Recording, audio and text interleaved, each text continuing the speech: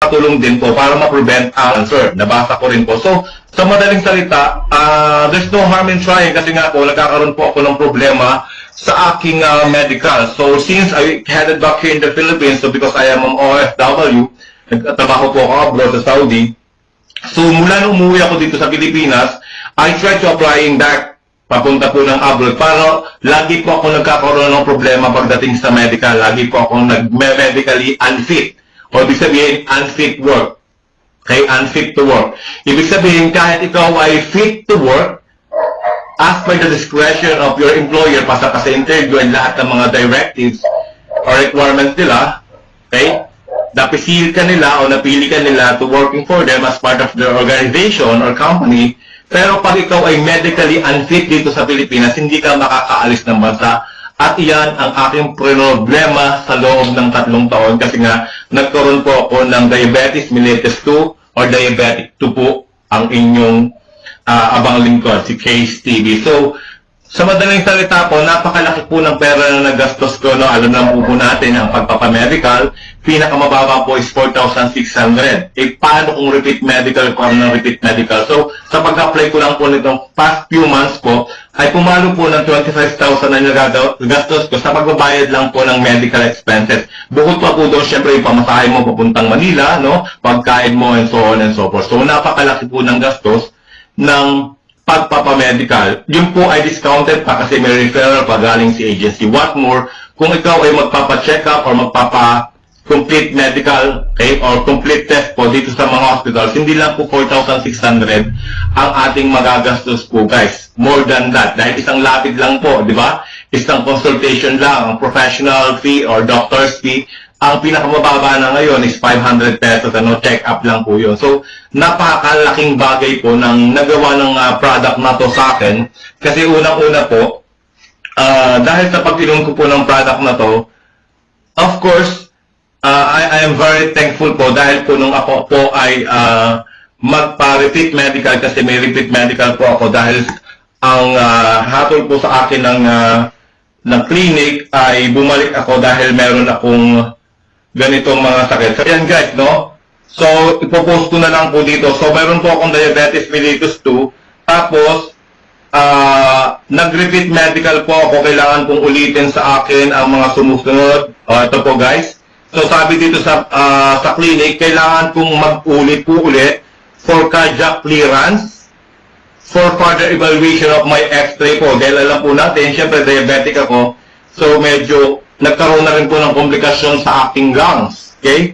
Sabi rin po rito, repeat po rin ako kasi PPD positive, residual densities right upper lung field, and probably of no present clinical significance, elevated blood pressure. Okay? Elevated, no? Ibig sabihin, pataas na pataas ang aking blood pressure po. So, hypertension po. Then, sabi rin po rito, elevated SGPT for liver ultrasound. So, yung ultrasound po yung aking liver kasi nga, siguro dahil may komplikasyon na rin po dala po ng diabetes at yung apat kong uulitin po sa akin ay for OGTT or oral glucose test. Ay yung oral glucose test po, yun naman po ay sa sugar. So, ito po yung mga pinapaulit sa akin para po mag-medically fit ako.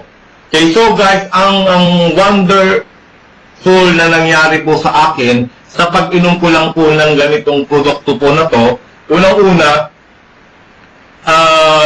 medyo hesitant ako, takot akong gumamit ng mga ganitong product, no, ng mga herbal, kasi nga, for the very long time, as what I have told you, masyado po akong naging dependent po sa pag-inom ng mga synthetic medicines. So, alam ko naman po, na ito, of course, ay merong side effect din, kasi alam naman po natin, ang unang tatamaan, ng pag-inom natin ng mga gamot na ganito, metformin, at pag marami na tayong naiinom ay ang ating kidney, siguro yan ang isa sa mga dahilan kung bakit meron pa akong ultrasound sa aking kidney, no? Ang daming i-repeat na test ko. Kasi kapag yan iinulit, yung test na yan, at nakita nyo pa rin ang nakita nila na sakit ko, medically unfit or unfit to work po ako. So, hindi ako mabibigyan ng health certificate dito sa Pilipinas para bigyan ng of course, katibay na medically fit ako para makapagtrabaho ulit o makabalik ng ibang bansa.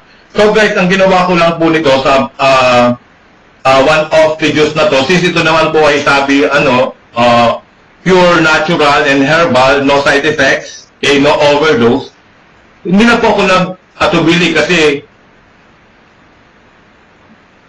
before 2 weeks po, kailangan ko na magpa-medical. Okay? So, inom ko lang po siya ng 7 days, 9 days guys, 9 days. So, sa 9 days po, naka 7 bottles po ako nito, no? 7 po yan. So, yan pa po. Okay? So, 7 bottles po nito ang aking nainom ng one-off videos po na to. Okay? Unang-una, kung kayo ang titingin dito, kasi yung unang impression ko sa pagtingin ng product na to, parang napakamahal po, di po ba? Nababayaran ko siya ng 350 pesos. 350 pesos po, parang, siyempre ako, bilang isang OFW, no? So, pinag-iingatan ko rin yung aking perang kinikita. Kaya lalo pa ngayon, medyo natambay tayo rito sa Pilipinas dahil nga hindi naka-abroad. So, iniingatan ko para sa atin, sa Pilipinas, siyempre, malaking halaga na yung 350. Parang, ano yun, sa 30 grams weight lang, na net weight ng parang natural juice lamang, babayad ako ng 350. Parang sa isip ko, it's a big no-no. No, dahil mas marami na akong juice na mabibili dyan. May concentrated powder juice and so on and so forth. Pero dahil nga, nagtiwala ako sa product na to, unang-una yung isang nagtalita doon nga sa opisina ay Division Supervisor ng Batangas City, si Sir Demetrio or Jemet Bautista. So, na-establish na rin yung trust ko. Sabi ko, bakit hindi ko gawin? Hindi ko i-try. Wala namang masama.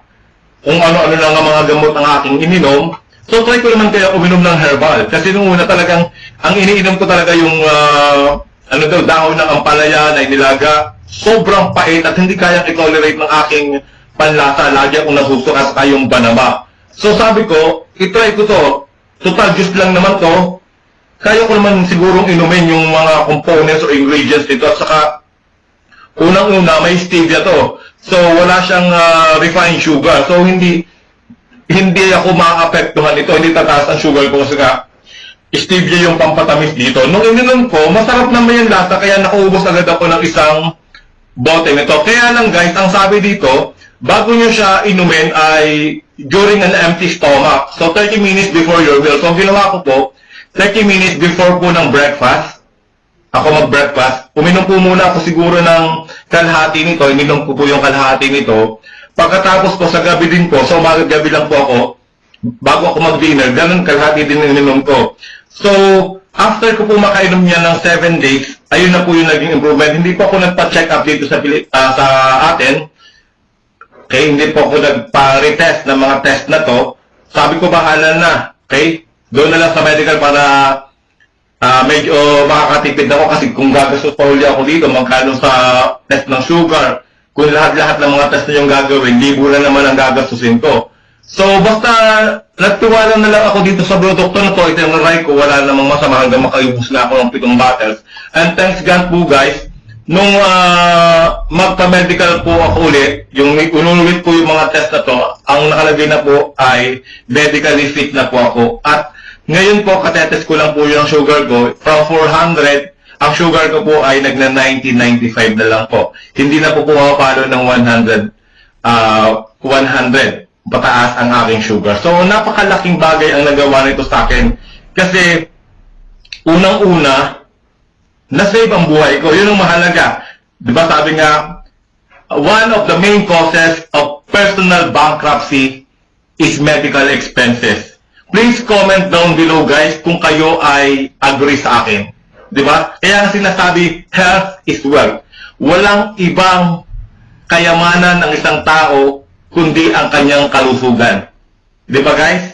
Kung ikaw ay mayaman at meron kang sakit, I'm pretty sure dahil mahal mo ang sarili mo, dahil mahal ka ng pamilya mo, kapag ikaw ay nagkasakit, ikaw ay nagkaroon ng malubhang sakit, okay? Of course, your family wants to be with you for a long period of time. Hindi ka pa nila gustong mawala. Yung mga savings mo, lahat yan. Kung hindi mo man gagastusin yan, ibebenta kung may properties kayo ng iyong mahal na buhay because they want to winning your life. Correct? So, kaya po, napakahalaga ng nagawa nito kasi nga, hindi man po tayo yumaman, material na bagay o sa pera, pero pag malusog ang ating katawan, wala tayong sakit, there's a lot of opportunity and avenue for us to getting rich or richer pa, okay? To acquire what we are dreaming of. Okay? Pero kapag ikaw ay meron ng isang malubhang sakit, kahit gaano kang kayaman, it would be really very impossible and difficult, hard for you to getting what you want because you are not already capable to doing things, okay? To unleaven, okay? Yung kahirapan na pinagdadaanan mo. Kaya napakalaking bagay po ng nagawa nitong One of the Diyos sa akin. So, ipopost ko na lang po yung mga testimony niya po niyan sa video na to. Napatunay na isa po ako sa napagaling, okay, ng One of the Diyos.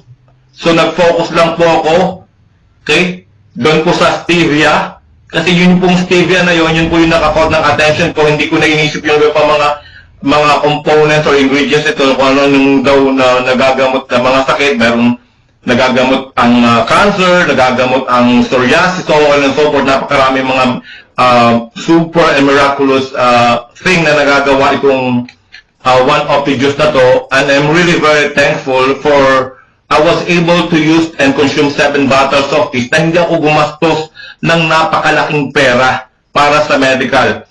Kasi nung unang namamahalan nga ako kasi 350 ang isa. So, sinabi na lang sa akin ni Norbin, sir, kung gusto mo naman para makatipid ka, para ka magkaroon ng 42% na discount, since interested ka na gumamit yan, why don't you apply for a dealership program? Kapag nag-dealer ka, sabi niya sa akin, makaka-discount ako ng 42%. So, sa halip na 350 pesos ko siya bibilin, mabibili ko na lang siya ng 200 pesos. Kaya guys, bumili ako sa kanya ng isang package na to, nakalagay dito, no? Sa isang package nito, 12 bottles po yan lahat. At hindi ko pa po nauubos ang bottles, awa ng Diyos, medically fit na ako. At I really have the great opportunity to heading back to Saudi Arabia. At of course, to facing, you know, a greener pasture. Alam naman po natin na medyo mahirap talaga ang buhay dito sa ating bansa. At least doon, maganda yung kitaan. So maraming salamat sa One of the Diyos. Because of you, malaki ang nabago sa aking kalusugan, sa aking buhay. Lalong-lalo na, of course, sa aking pamilya. Kasi I will have, again, a great opportunity to working abroad at kumita po ng mas malaki po para po sa pamilya. So maraming salamat sa One of the Diyos. Guys, there's no harm in trying. Okay? Isa rin po akong unbeliever. Hindi ako naniniwala sa mga herbal medicine. Pero I have tried, tasted, and it proves that nag-work po sa akin. Okay? Disclaimer lang po guys. Sinasabi nga po dito, no therapeutic claim itong product na to, no? Sabi dito, no therapeutic claim. Pero, napagaling po ako. So, yun lang po. Kaya ngayon guys, hindi ko na po tinuloy ang aking pag-inom. Ito po upa po, okay, ng aking medicine. Yan guys, oh. Buo pa siya. So, ito meron pang natitirang isa. So, hindi na po ako umiinom ng synthetic na gamot, ng metformin for sugar.